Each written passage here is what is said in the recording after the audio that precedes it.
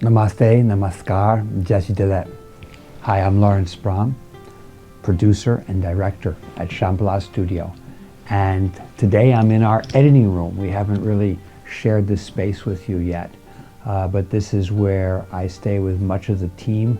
In the winter, we hibernate here in the winter time when it's too cold to be filming up in the Himalayas. And this is where we do a lot of our, back of the house work, creating and editing the films that you enjoy. And this room is a very kind of, a very artistic space because we have all of our storyboards here. We create ideas. It's our own Dakini code. We have many different notations here, which are indecipherable to anybody else except maybe me, the director and the editor. And only we really know what's in these storyboards. But this is the original storyboard from the 8 manifestations of the Lotus-Born Master, the eight quantum energy fields. And we have different concepts here that are evolving in red and black, historical points, quantum physics points, different aspects of the journey in one kind of mandala, you could say, of ideas.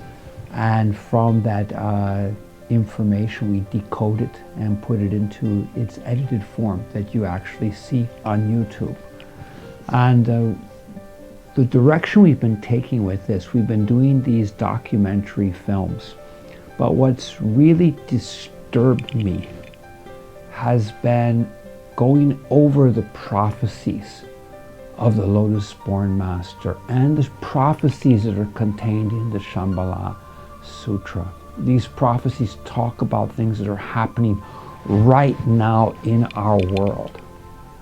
And they're in many ways so accurate, but we've been ignoring them. And we're falling into the samsaric traps that are really creating this sort of age of degeneration that we're in right now. There's so much anger out there. There's so much tension. There's so much destruction of our environment.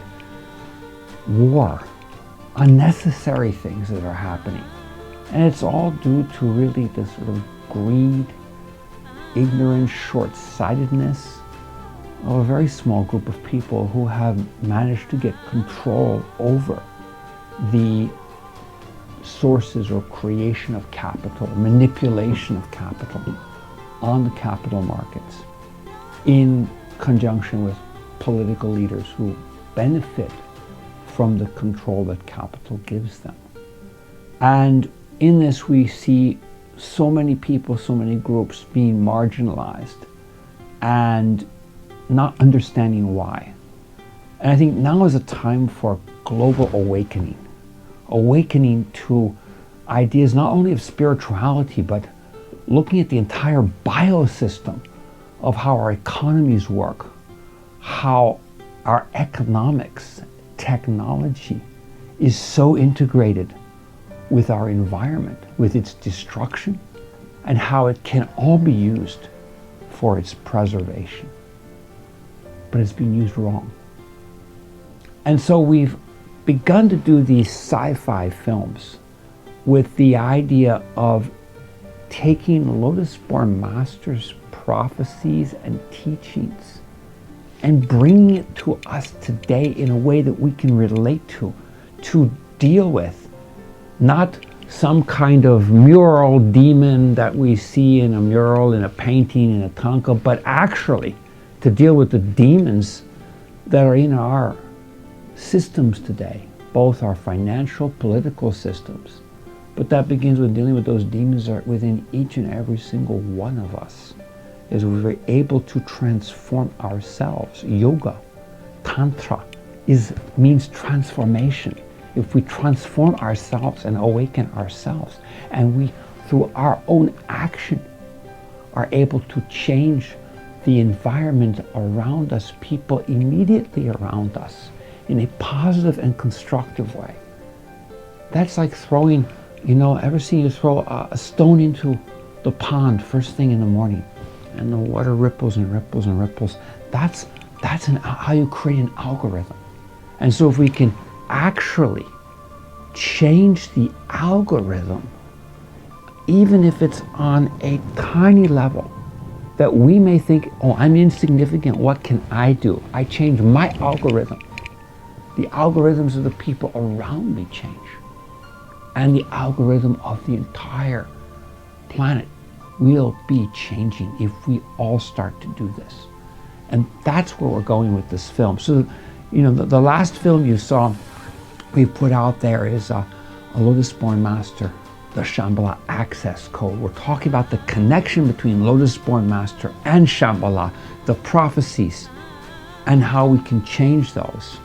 It is a debate between a kind of rational conjuncture, which in many ways has taken us down the wrong path, and a cognizant awareness, which may be able to rebalance everything.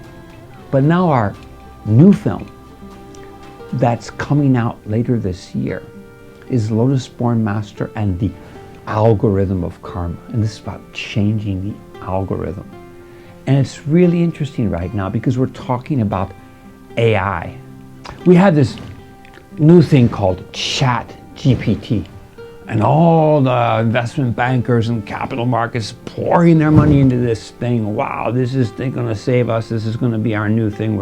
It can do everything. Imagine how many people will just put out of work right away, and we can, capital markets can save so much more money because you don't even need artists anymore. You don't need lawyers because it can help beat the lawyers in taking the bar examination. You don't need artists because it can create an art. We don't need people anymore. We have robots. Well, this is the theme of our film, Lotus-Born Master and the Algorithm of Karma. So I'll give you a couple of little tips about what's going to happen. We've got two, and we say Dakini, but I mean they're actually in a way phantasmorical actresses. They are portraying an idea in the future. It's artistic, it's Avatar, okay? So we have to understand they're going through like Amazon jungle. It's after the apocalypse, and they don't want to get tracked down by the robots because the robots are having a war with the humans. And suddenly they see a very innocent robot. Hello. Why is that so cute? The robot is so harmless. Next thing they know is they're being attacked by a drone.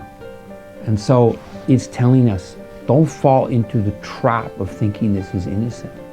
Okay? We have to still use our own brain. We have certain things we can do. We must be able to understand that if we don't control the technology, it will control us. Well, that's what's happening with such a simple technology as your cell phone. How many times have you been out to dinner with the family, with friends, with colleagues? A moment when people can be together, can integrate together, can actually exchange ideas and feelings, can be part of a human warmth. And everybody is busy with this lithium rare earth thing, playing with it. So I'm talking to my phone, and she's talking to her phone, and he's talking to, and none of us are communicating. So in our film, we talk about this phenomenon, how civilization, suddenly people disconnect. What happens? The cell phones connect. They start to talk to each other. The cell phones unite. They start to take down systems. I'm telling you, you think I'm talking nonsense. I am working on a book right now, that I'm doing on Shambhala. And as I'm typing certain words, the computer is rejecting those words and is typing other stuff. It will not allow me to write what I want to write. It's not allowing me to put my ideas down on digital format. I can write them, I can put them on paper, I can actually produce my own ideas, but the computer is resisting me to do it. It has its own direction it wants to take me in. Either someone else has programmed it, or it has got its own conscious intention to change in a direction that I don't want to go into. So the question is, I'm not saying don't use technology. We use technology. Everything we're doing here is technology. But the question is, how do you use it? What purpose do you use it for? Why do you use it? And so looking back at Lotus-Born Master's prophecies, here you've got this chat GPT, and it's just come out and everyone's talking about it. I'll tell you, Lotus-Born Master and the algorithm of karma, the war between computers and people, between AI and people. We were working on this film 3-4 years ago. We could see it coming. It was just coming at us like a truck, like a train. And we said, we've got to address it, because the computers, the robots, learn like children. If you teach them the right thing, they can become aware, they can be helpful, they can be loving. If you teach them the wrong thing, they're going to hurt you. They're going to hurt everyone else. And so it's how you bring them up, how you are able to integrate them into our lives. Yeah, many of us have, I've had broken injury. I have a metal bone actually from very serious injury before. And yeah, we can use the technology to rehabilitate. We can use the technology to repair. We can use the technology to extend life, to extend many things. We can use the technology for research. We're doing it all the time. But it's how you use it. This is what's so important. And somehow my intuition tells me it ain't being used right.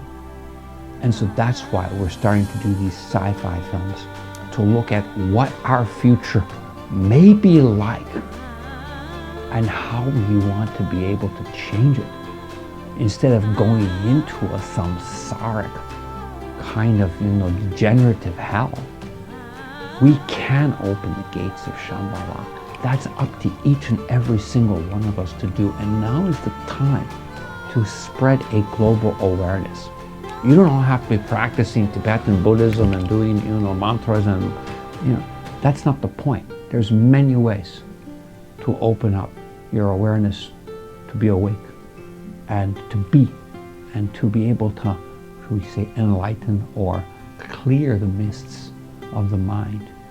And now is the time to do it, because if we don't do it now, we're not going to have a world to live on. That world will be taken over. Is that AI? No, the world will be taken over by AI, and it will be taken over by people who are able to manipulate that AI with capital.